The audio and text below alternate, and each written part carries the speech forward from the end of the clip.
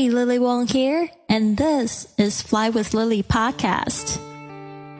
Life can throw us unexpected curveballs of all kinds, from the loss of a loved one, career change, or family problems. For me, it was the loss of my mother and my marriage. The worst experiences of my life led to the most euphoric learning experience and life journey I ever could have imagined. My journey let me dive within myself, overcome my fears, drop disempowering beliefs, and remove mental limitations. From motivation, language learning, business, nomadic life stories, or world travel, to just plain dropping your baggage, Fly with Lily podcast offers the inspiration you need to open yourself to this world of opportunities without limits. The world is full of places that are waiting to give you what you need. Is there a place in the world that got under your skin the first time you visited and never really left? I have one. It's called Iceland. People ask me all the time, Lily, you've been to over 40 countries. Which one is your favorite? My answer has never changed. Iceland.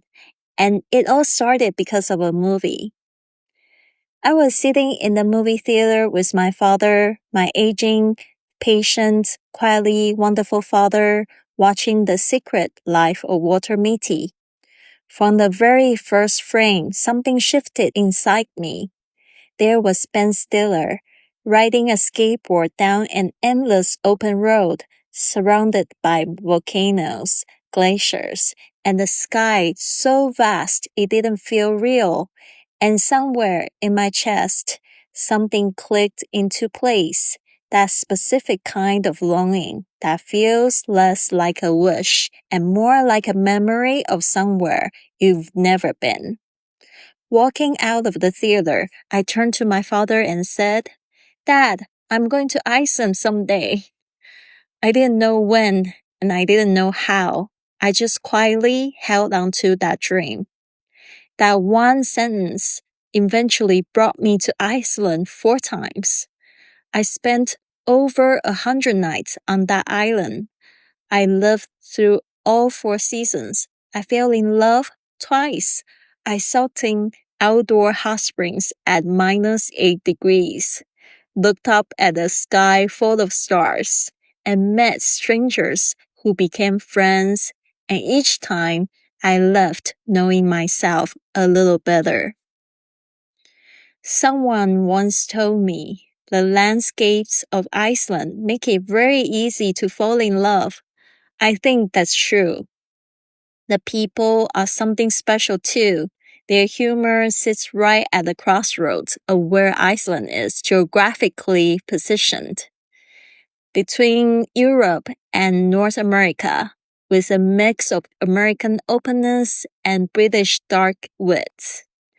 Iceland also has one of the highest rates of authors per capita in the world. Those long winters give people time to read, to write, and to turn their inner lives into stories. By then, I'd been living in Barcelona for 3 years. Life was full, but something was missing. I was restless, burned out. I just wanted to escape. Then a good friend messaged me. She and a group of Taiwanese friends are planning a road trip around Iceland and wants to meet up. We planned a few days in London first, then I'd fly on to Reykjavik to join them. I almost missed the flight. If I had, my life might have looked completely different today. Because on that trip, I met my first Icelandic friend, a young marine engineer. From the moment we met, we had endless things to talk about. And just like that, we started dating. His work schedule was 2 weeks on, 2 weeks off, which suited me perfectly. That summer, he took me to his hometown in the West Fjords. We traveled through Lithuania and Denmark together. He also visited me in Barcelona. 4 countries, 1 unforgettable year. Then COVID came and took everything apart. Distance made it impossible to hold on. But in 2022, I went back. And this time, I chose to live slowly through volunteer exchange. Over 3 months, I became a nanny, a librarian, a chef, a designer, and even a small-scale gardener. I made friends, including a young Icelandic man, 13 years my junior. We went on adventures together, watched the northern lights together, and created another chapter of memories I'll carry for the rest of my life. I've always believed that what makes a place truly magical isn't the scenery, it's who you become while you're there.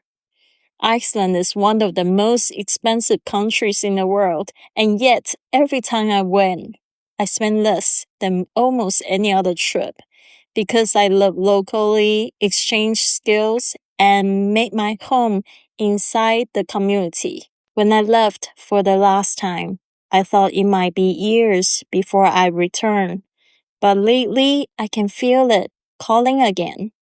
So I'm starting to tell these stories, and this isn't a travel guide.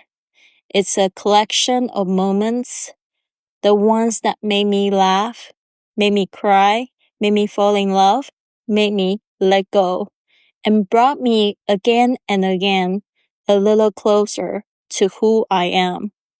Welcome to my Iceland stories. This has been another episode of the Fly with Lily podcast. So what now? Go to flywithlily.com to download my gift for you to help work on your abundant lifestyle, or contact me directly for a consultation.